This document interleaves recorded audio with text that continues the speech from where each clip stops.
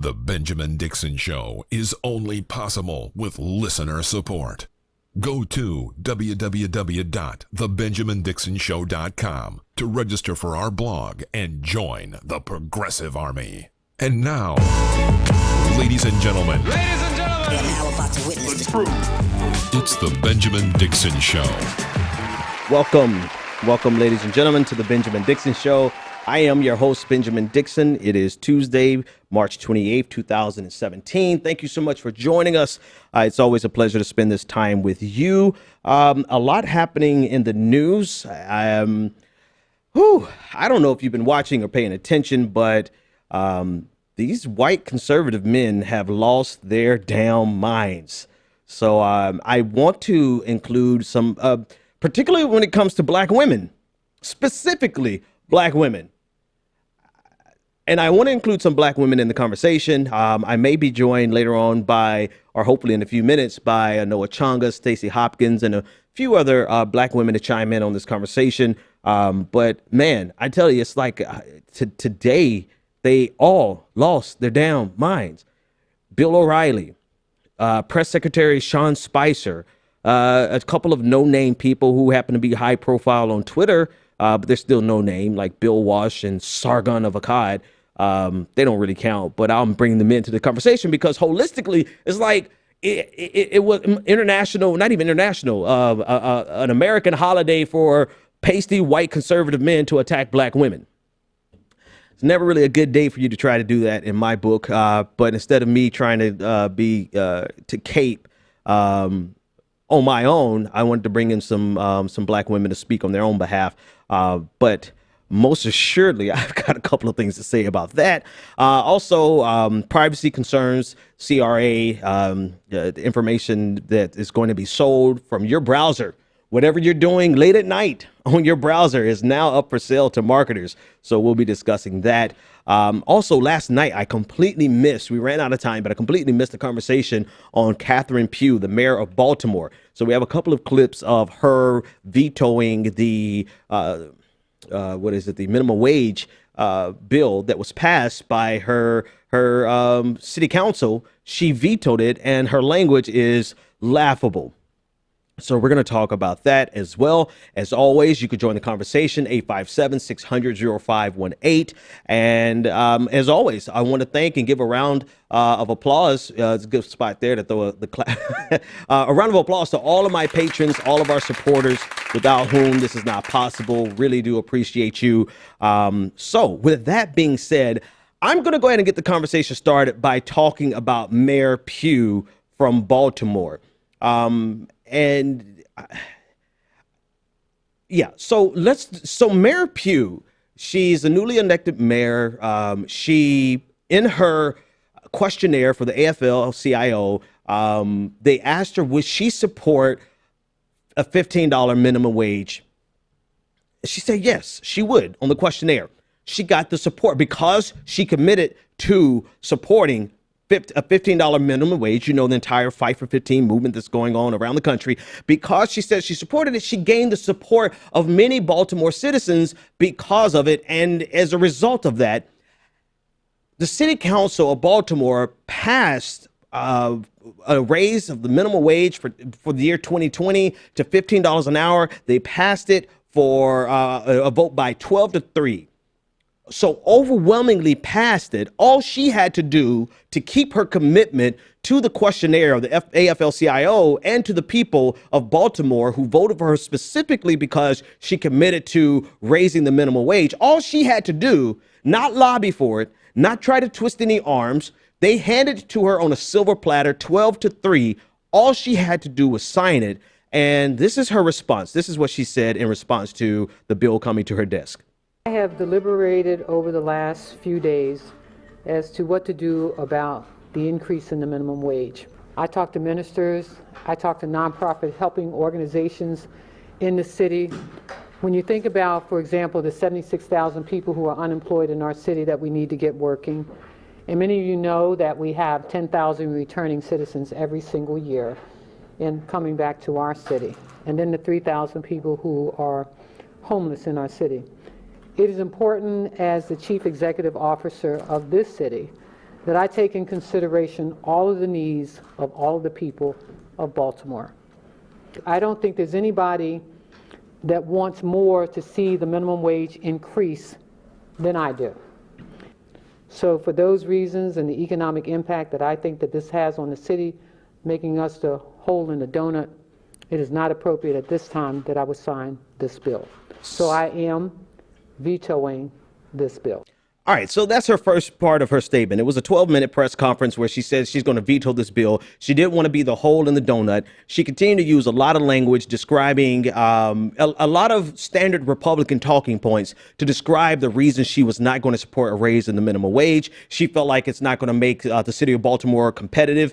She believed that it was going to put them at a disadvantage for surrounding areas. The fact of the matter is, Baltimore, if you know anything about the economics of Baltimore, it is already at a disadvantage. They already have a homeless population of 3,000 people. I believe the unemployment rate is ridiculous there in Baltimore. So doing this, using this as an excuse to prevent homelessness and to prevent a lack of competitiveness and to increase the unemployment rate is really a non sequitur, because it is really a red herring, rather, because those things already exist. That's number one. Number two, it just economically is not consistent with the results that we're seeing in cities like Seattle. And then number three, most of all, this was her commitment. These are things, if she could not do it after she got elected, then surely she should have had enough evidence before she got elected and not committed to the people of Baltimore, the Fight for 15, the AFL, CIO. This is something that this is a classic case of someone turning coat as soon as they get into office. And what's her justification? Her justification is she didn't swear on the Bible, right? Listen to this last clip from her. You know, I don't think they make you swear on the Bible. They ask you if you would support, and I absolutely do support. But when you ask me as the chief executive officer of this city, what I will do as it relates to the conditions of the city currently and where we are economically, I have a right and a responsibility to respond on behalf of all the citizens of this city. All right, so we could have the economic conversation. We can have the debate over whether an increase in the minimum wage makes you less competitive, et cetera, et cetera. We can talk about all the economic factors. The fact of the matter is that she committed to doing it, and then she backed out on it as soon as she was elected. That's number one. Number two, it is almost impossible for people to live on the minimum wage as it stands right now. Number three, companies, if you want to have a conversation on the economics of it, companies don't want to pay a minimum wage to begin with. It's not that they're afraid of just going up to $15 an hour for minimum wage. They do not want to pay a minimum wage to begin with. We've seen historically, throughout the globe, the globalization, they will find and seek the cheapest labor they possibly can. And so if you put your city in competition with another city to see who can have the lowest wage, it's going to be a perpetual race to the bottom. That's how it always works, not only on a city by city level, state by, not so much state by state level, but definitely on country by country. It's a race to the bottom that no one can win. The reality of it is unless the government steps in and demands that corporations pay a living wage, these corporations will never pay a living wage. And you're going to always see an increase in the cost of what you're purchasing from that corporation. This is another argument that you try to float. You don't want to pay $15 for your hamburger. Well, hell, the McDonald's is raising their prices anyway, right? 10 years ago or 15 years ago when I was younger, you could get a value meal for $2.99. Now you're paying damn near $11 for a value meal from McDonald's, and they're not passing any of that to their workers. Their workers are still making as close to minimum wage as they could possibly get away with. So these are all deflections used by Republicans. But this is a black woman, Democratic mayor of the city of Baltimore. So we see this as a tactic that is employed by neoliberals. On top of the insult to injury is this: she flat out lied to the voters. She flat out lied in her questionnaire, and then she blamed it on the fact that she didn't swear on the Bible. This is beyond problematic. The city of Baltimore, the people need to respond in kind.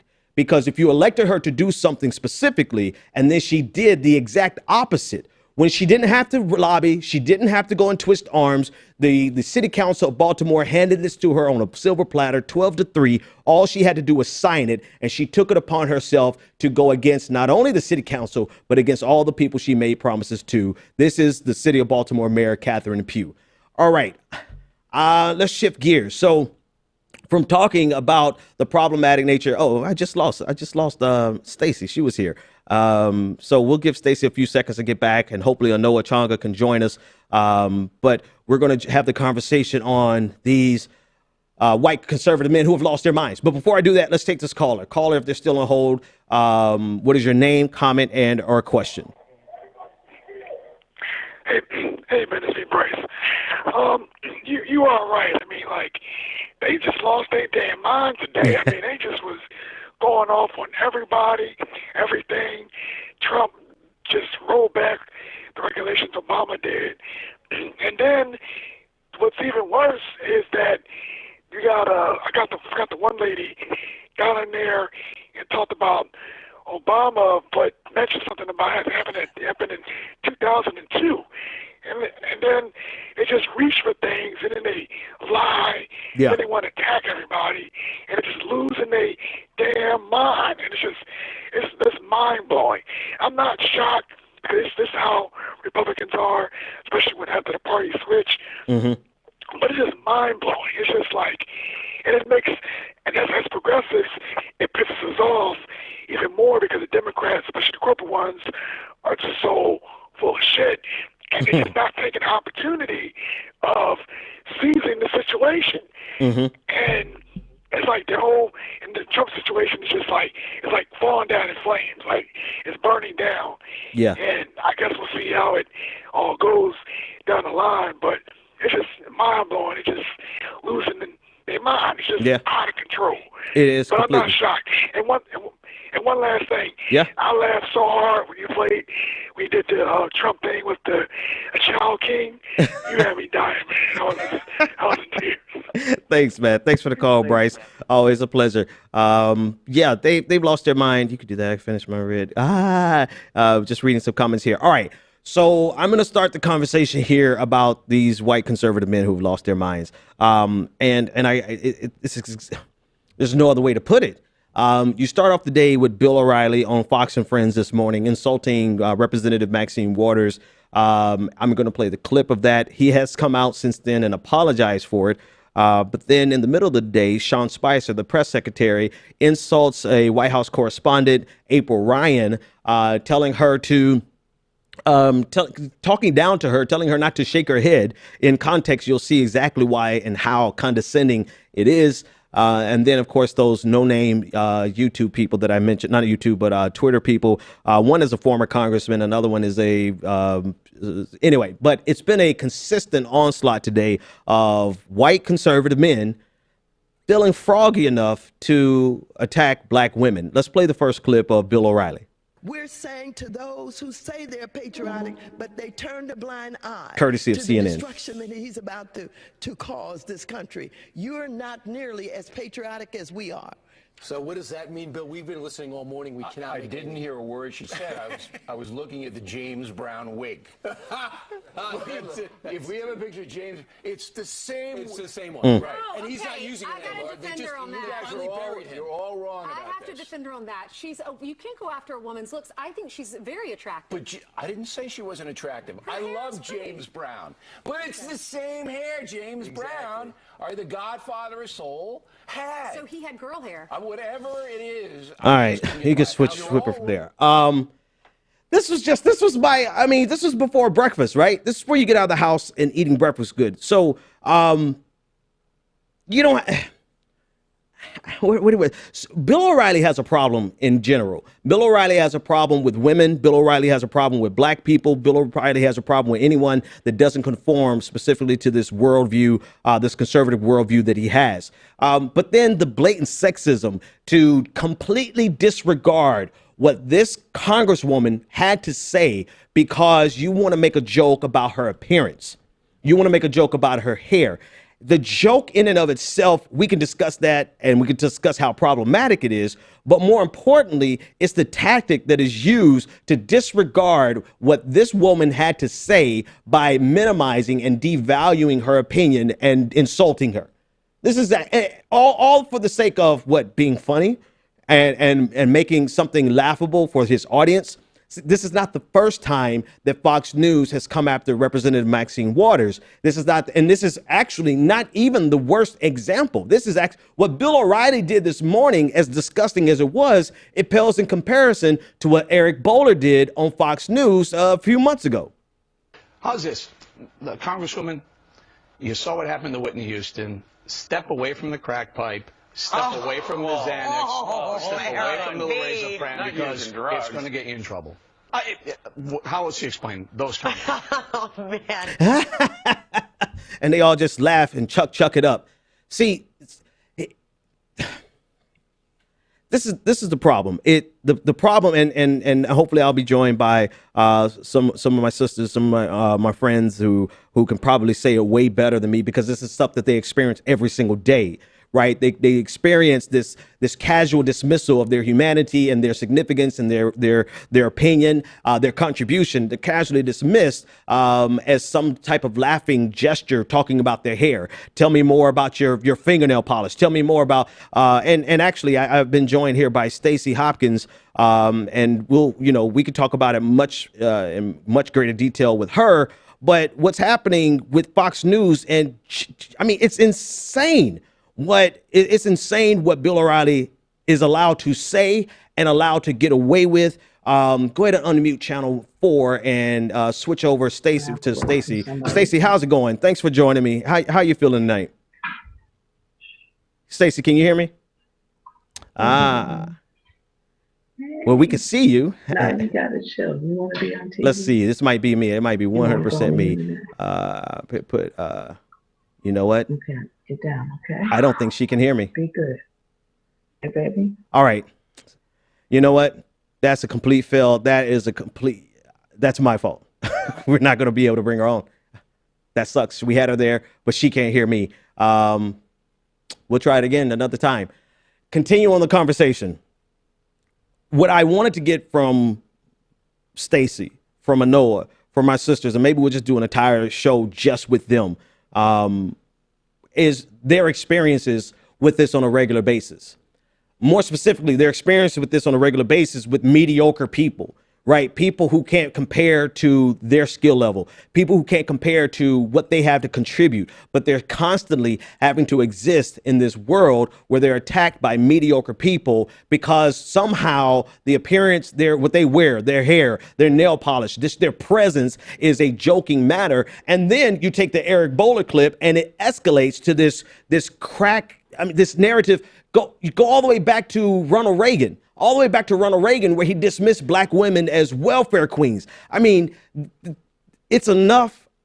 As if it wasn't enough, all day today, it seems to be an onslaught from these type of people, these men who feel as though they have the right to talk with this level of condescension towards black women. Here's another example. Here is Sean Spicer talking to a White House correspondent, telling her, instructing her on how she should behave. Hold on. But April, hold on. You, it seems like you're hell-bent on trying to make sure that whatever image you want to tell about this White House stays, because at the end of the day, let me answer. Okay, but you know what? You're asking me a question, and I'm going to answer it, which is the president. I'm sorry. Please stop shaking your head again. But at some point, the reality is that this. The hell you mean, Sean? Stop shaking your head. And you didn't get to see the response of April Ryan, like the disbelief, because she's been crapped on in these conferences by President Trump himself. You remember back about a month ago, he's only been in there like just a little bit over a month, but about a month ago, where she was asking if he was going to meet with the CBC. He didn't know what the CBC was. She had to explain this, a Congressional Black Caucus. And then once he heard black, he was like, oh, are they friends of yours? Next, you have Jeff Sessions completely ignoring her question on the uptick in racism and white supremacy in the United States since President Trump has been elected. And now you have Sean Spicer, who can't handle the fact that she disagrees. God forbid a black woman disagrees with you on something. You're going to tell her to stop shaking your head. I know without a doubt, Sean Spicer would not have said this to anybody else in the room. Not a man, not a black man, not a white woman. He would not have said it to anyone else in this room. Look at all the times people have disagreed with him up to this point. Look at all the people who pushed back on him up to this point. But he's fed up, right? He's fed up with April because April has the nerve to push back on his weak answers to a very substantive question. Then you had Bill Walsh. I don't have any video, any clips of it, but on Twitter, you have Bill Walsh going after CNN correspondent Angela Rye, attacking her with regard to to former President Trump. The premise of his conversation, Bill Walsh, was that we lowered the standard of the U.S. presidency when we allowed Barack Obama to become president. He had the nerve to say this in the shadow of Donald Trump being the most incompetent, unprepared, feckless person who has ever been in that seat in the White House ever. He had the nerve to say that we lowered the bar for President Obama. And of course, Angela Rye came in and said her piece, but then he began to attack her as an individual, attack her credentials, attack her credibility, and come after her. And then in the midst of Rachel Dolezal today, Rachel Dolezal having her press conference, the quote unquote transracial Rachel Dolezal who wants to be black, but she's not really black. She had this live stream, I believe, with New York Times on yesterday. And so there's a hashtag trending actual black women. And in the midst of that, you have white conservative men, Sargon of Akkad, a YouTuber with millions of followers, whatever the case, whatever his following size is, attacking the hashtag actual black women. So I'm like, all day today, these fools have lost their mind thinking that they actually have the wherewithal and the authority to attack black women when most of them would not say what they said in the face of anybody. Most of them would never say what they said to a man, to a black man, or to a white woman, because they know better than that. But they feel like they have the authority to do this against black women. Now, plenty of black women out there who can speak on their own behalf. They don't need me to speak on their own behalf. Technology messed up on my part. We'll bring them in. Hopefully we can get them on tomorrow and let them speak on their own behalf. But from me to all of them, Bill O'Reilly, Sean Spicer, Bill Walsh, Sargon of Akkad, keep black women's names out your damn mouth because you don't know what you're messing with. Stay away. Don't address them except for to say, yes, ma'am. Don't say anything to them other than, okay. If you want to have a conversation, you want to debate on the merits? Hell, I just did a whole segment on how I disagree with Catherine Pugh and how she quite literally should be recalled. If nothing else, she needs to be primaried and put the hell out of office. If you want to disagree on the substance of what they have to say, by all means, let's have that debate. But what you won't do and expect people to sit by tacitly and say nothing is attack them as individuals, as human beings, especially when you're too chicken shit to do it to anybody else. I say that's number one. That's probably like number 10. But that's it. I can't really say much more about this other than the fact that tomorrow morning, Sean Spicer, before he begins, Bill O'Reilly has already apologized. Good. He should be fired for many things. Like this is like the of all the things he should be fired for, this is just another tick, another notch on his belt. He should have been fired a long time ago. He should be fired for all kinds of things that I'm not even going to take the time to discuss. You can Google it yourself. But he apologized. Sean Spicer, let me help you out, little man. Tomorrow afternoon, when you start your press conference, do not open up by saying good morning. Do not open up by saying, hey, everybody, how you doing? You open up by saying, April Ryan, I apologize. I am so sorry for being disrespectful to you. I am sorry for saying something to you that I would not be man enough to say to anybody else in any form. Matter of fact, remember the girl at the Apple store? Remember the girl at the Apple store who confronted him, called him a fascist, called him working for a fascist, asking how does it feel to be destroying America? All these things, and all his coward ass did was sit there and smile. but he has the nerve to clap back and insult April Ryan. So tomorrow, Sean, let me just help you out. Start the day off by saying, April, I apologize. I was so wrong, and I am so, so sorry. Moving on.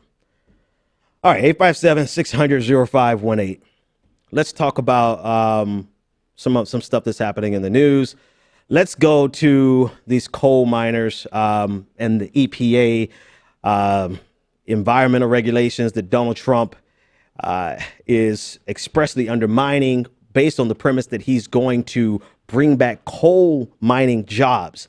So today, President Trump signed into legislation, or actually signed away President Obama's rules that were designed to fight off climate change.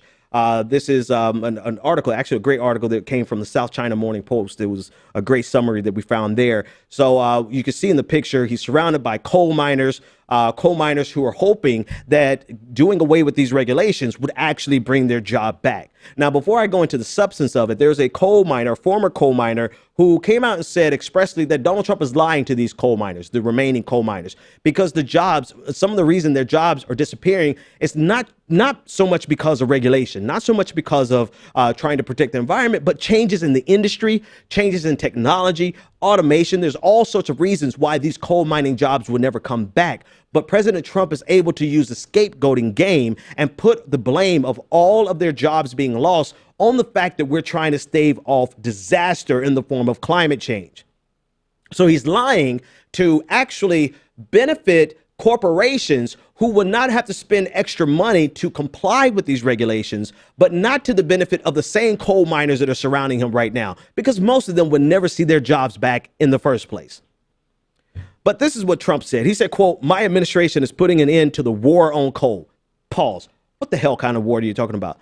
The change in technology, the advent of solar and wind and electric, all types of other technology, like the advancement of human civilization, right? Is that the war you're talking about? Because if that's the war you're talking about, that will not change. That's inevitable. Technology will always disrupt industries and cause people who are in one industry to have to retool, reorganize, and get into another industry. That is the way capitalism, right?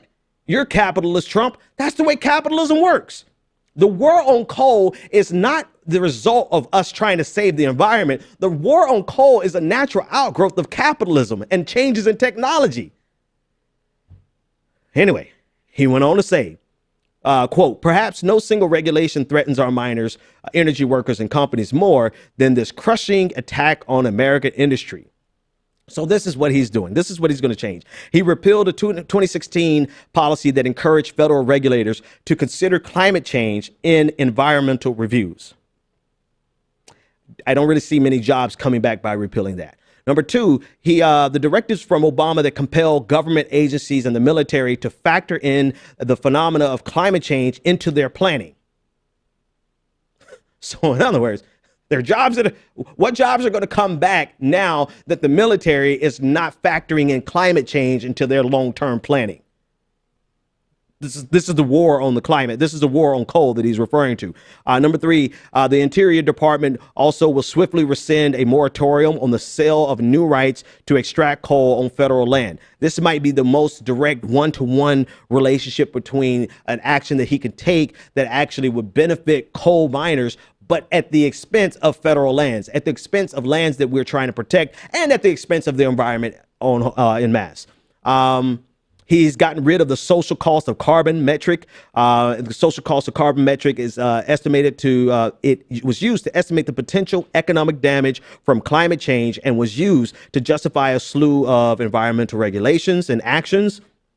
The government ultimately is going to return to an earlier 2003 approach for estimating the potential cost of any regulations governing greenhouse gas emissions. He's also reversing the Clean Power Plan that forced states to cut greenhouse gas emissions from electricity. He's reversing a rule from the Interior Department setting requirements for hydraulic fracturing on federal land to be rescinded. I mean, he's all over the place with what he feels is going to help, or what he's saying is going to help coal miners, But in fact, this is really just a cost saving for corporations who no longer have to incorporate these regulations into their budget.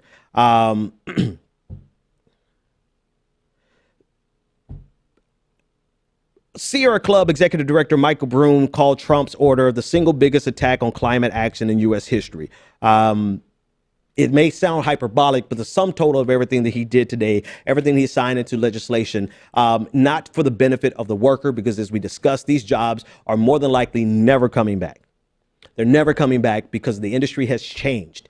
It's changed in the form of automation. It's changed in the form of disruptive technologies. And the irony of it is that these same corporations who are complaining about all of these regulations are on the opposite end of this conversation. If we survive, they will find ways of profiting tremendously off of clean energy, right? But what they're doing is they're trying to freeze us in a period that they are already geared for, that they're already tooled for. They have their profit margin baked into their system. They have their model already in place. And so they're not willing to yet really put money, as much money as they could, into these new technologies, because there's money to be made in those new technologies. But it's like, if I have a good thing now and all I got to do is get the government out of the way, why would I try to go and take any risk with new technologies?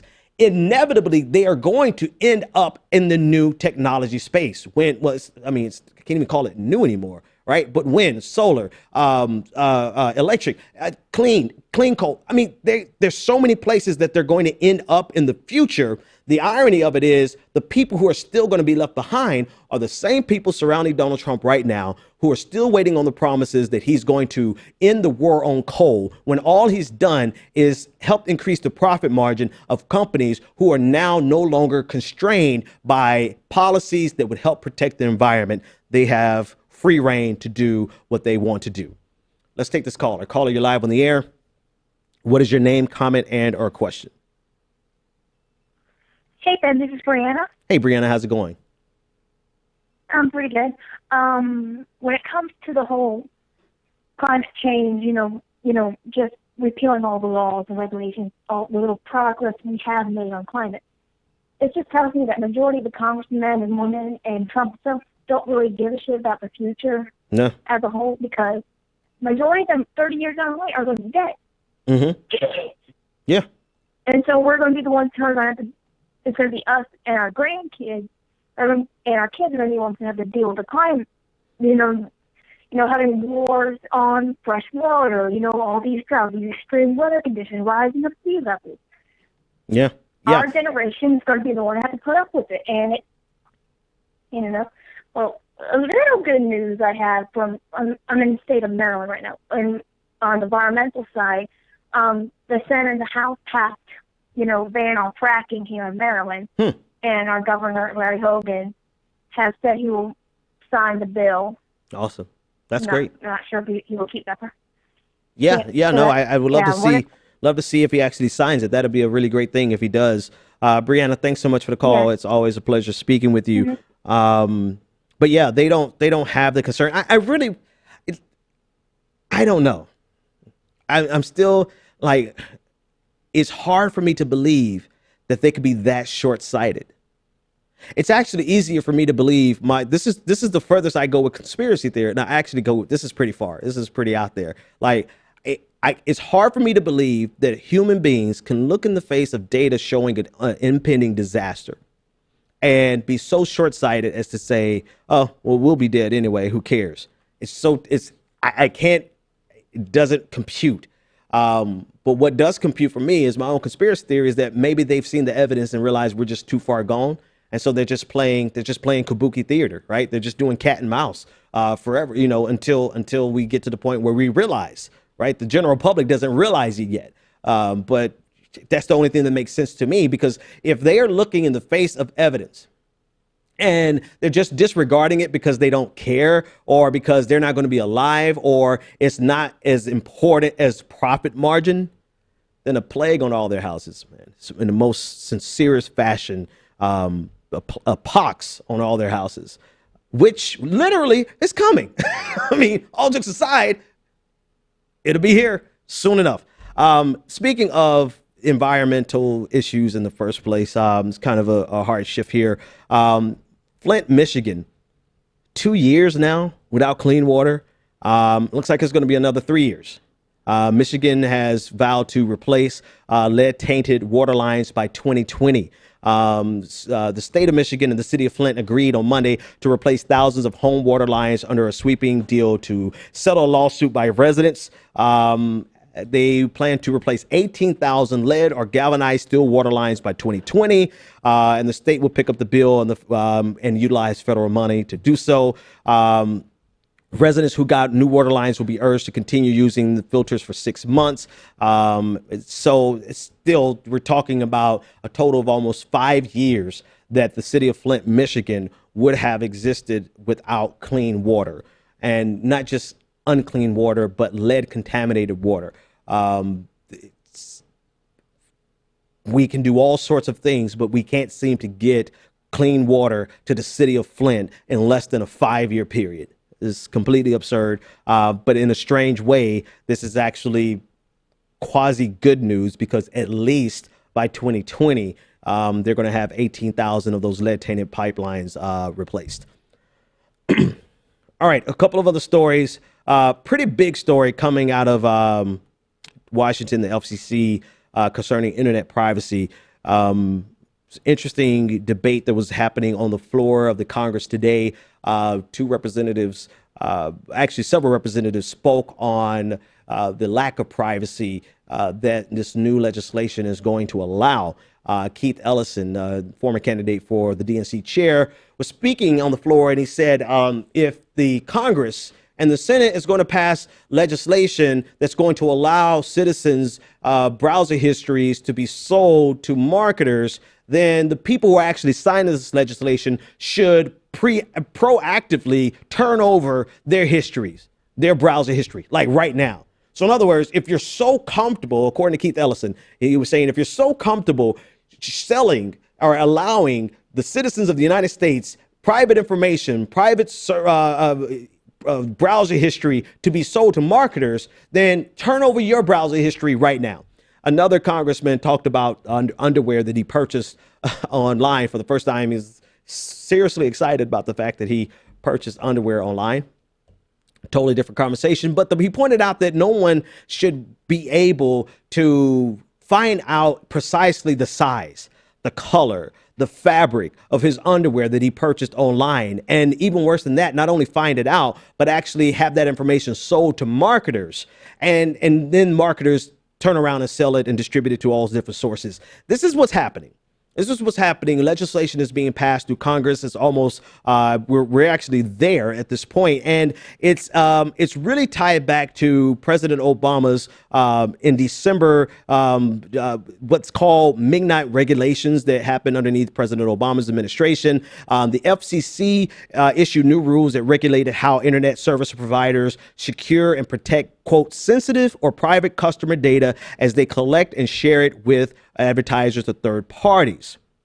So, according to the new rules, according to the midnight regulations, they would have required that ISPs, internet service providers, offer you, the consumer, an opportunity to opt in order for that information to be passed on to third parties.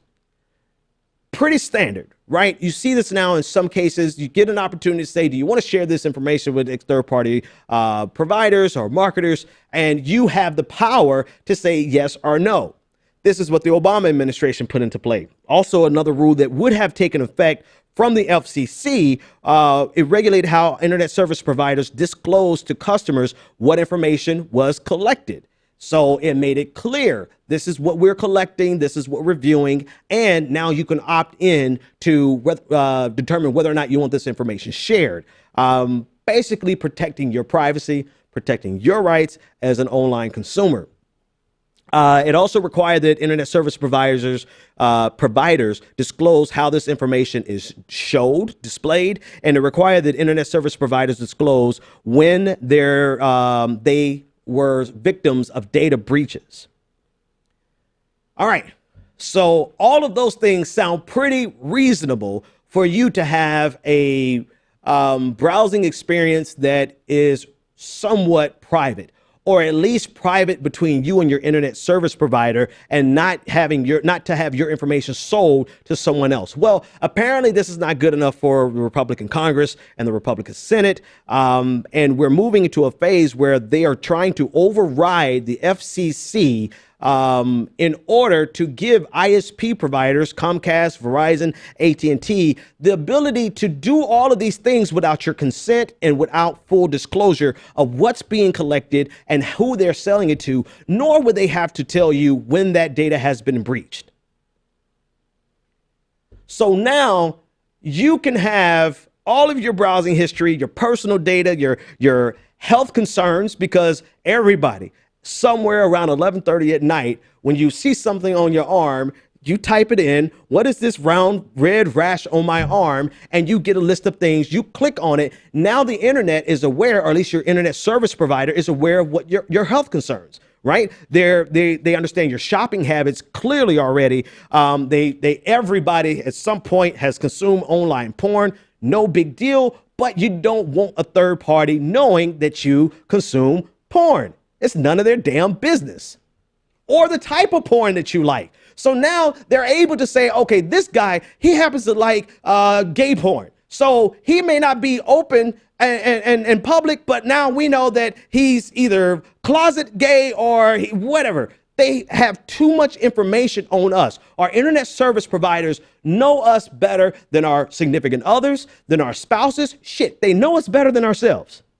And now it's not a one-to-one relationship with your internet service provider. Congress wants all that information to be able to be sold to marketing agencies, third parties who are able to use big data analytics and to find trends and market to you better, but not only to you, but sell that information to advertisers so that they can market directly to you even more effectively. They understand your political views. They understand your, where you bank, who you bank with. I mean, you could, it's not far-fetched for them to understand how much money you have in your bank, right? It may not be, it's clearly not going to be a one-to-one relationship where you log into Bank of America and now your internet service provider understands there is encryption that's involved, but the connection is there. And the opportunity for data breach and that information to not be told to you is clearly there. So just so you know what we're fighting against, in 2015, this industry was a $22.6 billion industry. It's projected to become a $33.5 billion industry. And this is why Congress, Republicans in Congress, and I'm sure we're going to have some Democrats sign on to this if they haven't already. But Congress as a whole is giving the red light, or the green light rather, to this project where you as an internet consumer and an internet, someone who surfs the web, to use a very old colloquial, you can now be packaged together, all of your data packaged together, sold to third party without your consent. So President Obama's midnight regulations were there to prevent this from happening without your disclosure. Right? Without you being given the opportunity to opt in or opt out. Congress is pushing back. The House of Representatives, they passed the Congressional Review Act. Actually, the Congressional Review Act is previously passed, but the House of Representatives passed the Midnight Rules Relief Act. That's what they passed to amend the Congressional Review Act. And the new Trump appointed head of this FCC paused the new FCC regulations before they took effect on March 2nd.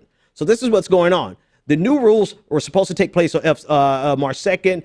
Trump appointed someone who came in and froze that. So the new rules have not taken place. And so in the interim, what Congress has done is they're seeking a relief act to the Midnight Regulations Relief Act, right? This is such a relief for corporations, but not for you, right? But the language is such that they make you feel like they're doing this on behalf of you. And this is so that they can take a look at the Congressional Review Act and use that to override the FCC rules. Now, there have to be special conditions for the Congress to override FCC rules, and this is what they're gearing up to do. The FCC rules are on the books. They're on the books as of the midnight regulations in December, the Obama administration, and now Congress is doing what they can to undermine that so that you do not get any transparency into data breaches. You do not get any transparency into what's being collected. You do not get the opportunity to opt in. And now you are at the full, complete, you're completely exposed to marketing agencies and to big data houses that want to get as much data points, as many data points on you as they possibly can. Now, that's the story. Here's my experience with this. This stuff is. So I come from an industry. I come from the marketing industry, and I work for some pretty big marketing companies that actually. They don't get third-party information, not the company that we worked for. But what we were able to do is once we had the information, we were able to create profiles on individuals. You come to our site or you come to a site that's affiliated with us, we were able to make profiles on what you clicked on, what you saw, what you viewed. This is pretty low-hanging fruit. This has been a while for a long time. In my time there, I've worked with other companies that literally want every single data point that they could possibly get on you. Not only what site did you go to, but how long did your mouse hover over a particular line on that site? And what did that line say? And was that something, did you highlight that line? They want this type of granular data on you so that they can make a composite sketch of you as a holistic data point and say, not data point, but a holistic set of data points. And so that they can say that this is what you are interested in. They want to know everything about you so that that advertisement that pops up on your screen whenever you forget to cut on your ad block, that advertisement can be perfectly designed to get you to click on it, and not only to click on it, but to buy. This goes to the conversation of not only, let me start that sentence over. This goes to the conversation of privacy in general. And we always fight against the government from giving them the opportunity to become big brother. Simultaneously, corporate America is the quintessential big brother. The only thing is that they're not trying to demand that you think a certain way. They just want to milk you for every single dime they possibly can. And so this is all in attempts for them to get a better insight, a better profile into who you are, what you're afraid of, what your health concerns are, what your vices are, what your addictions are, so that they can gather that information and then sell you something based on this new profile. And then take that information and to sell it to someone else for God knows what they want to do. This is what Congress, who's supposed to serve the people, they want you to not have the ability to say, I don't want to opt into that. In fact, I want to opt out from that. And now they're doing everything they can with the help of the Trump FCC chair and this entire environment surrounding the Trump administration. They're doing everything they can to prevent you from having the ability to have privacy online. You're worried about Big Brother in the form of the government. You should. But you should be worried about Big Brother in corporations and corporate America and the free reign that our politicians give corporate America to take every data point about your life they possibly can.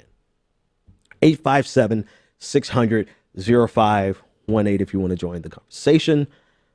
So much to talk about. A lot of time left. I want to get your feedback. What do you think about that? What are the implications for you? Right? Without you calling in and telling me all of your business, I don't even know your business. You just think about it. Think about all the places you go on the website, like your phone. And we're not talking about just logging on your desktop or your laptop, your phone data. Your phone knows where you go, even when your significant other doesn't know where you go. And to think about the fact that you can have that data breached and the internet service provider does no longer has to tell you that your data was breached. Fascinating the exposure, the level to which they would leave us exposed to the whims of corporate America. It is simply fascinating. All right, one more story before we get out of here. Supreme Court has cited with a death row inmate who claims intellectual disability. This happened today. The Supreme Court sided with a Texas death row inmate who claims that he should not be executed because he did not have the intellectual capacity and he was intellectually disabled. The case is actually entitled Moore versus Texas. The justices, by a 5-3 vote, reversed the Texas Appeals Court ruling that said that inmate Bobby James Moore was not intellectually disabled. Texas looked at 3 main points to define intellectual disability. They look at your IQ scores with 70, an IQ of 70 generally being considered a threshold. Anyone above it is not intellectually disabled. Anyone below it obviously is considered in the state of Texas to be intellectually disabled. The second thing that they look at is the inmate's ability to interact with others and care for themselves, and whether evidence of deficiencies in either of those areas occurred before the age of 18.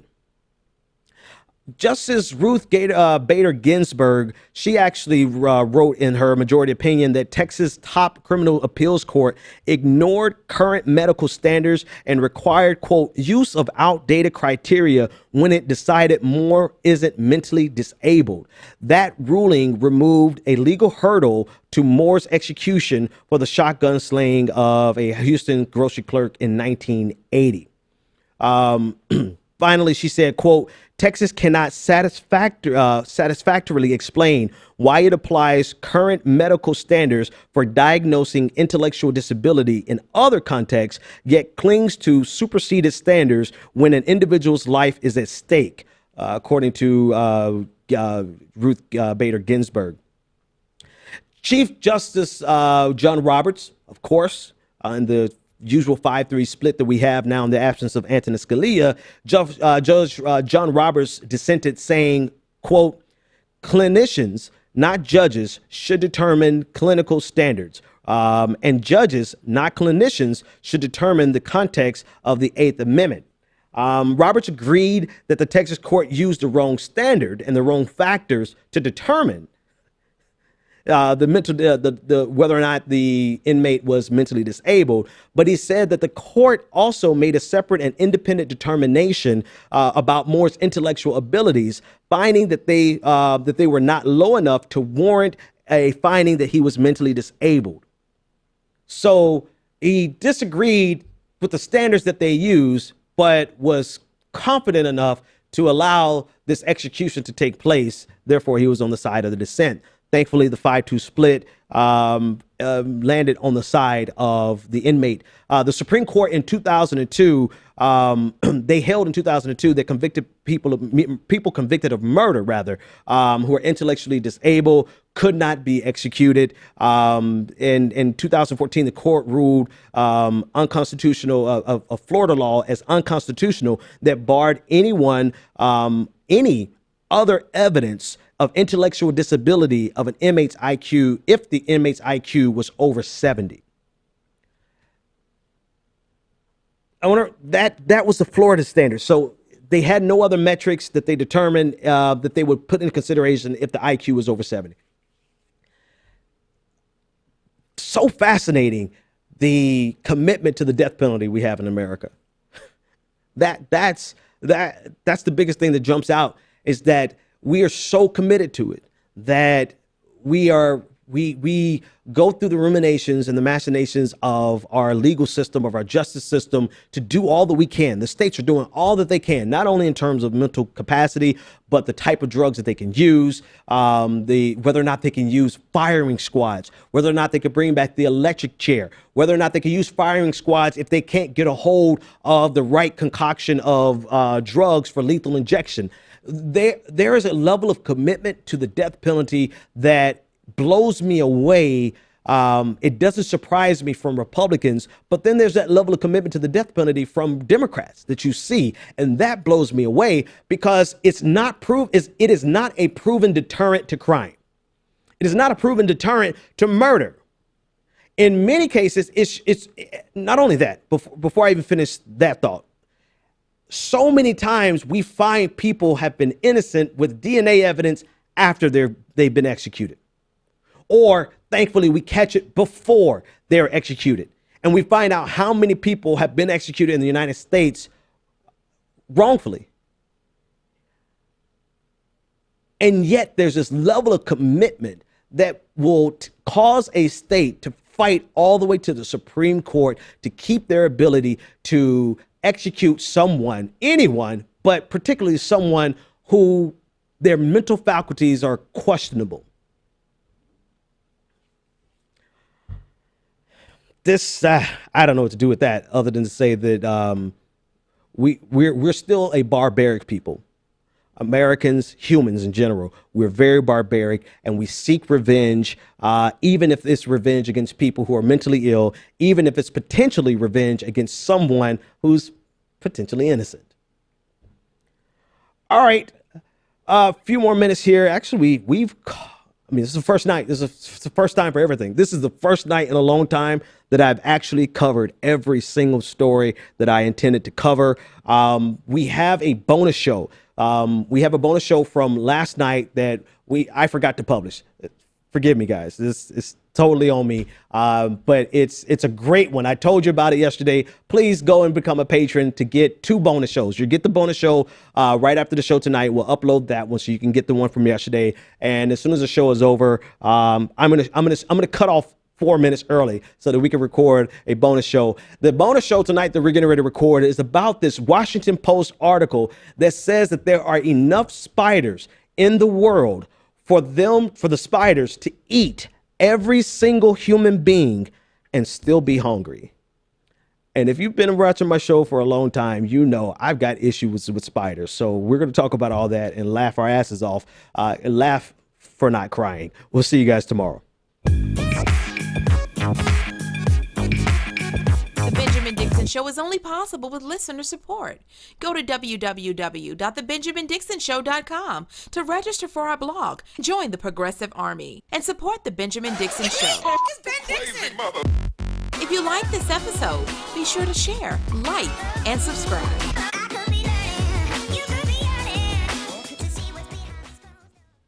Consider becoming a Patreon. Go to www.patreon.com/The BPD Show and support The Benjamin Dixon Show.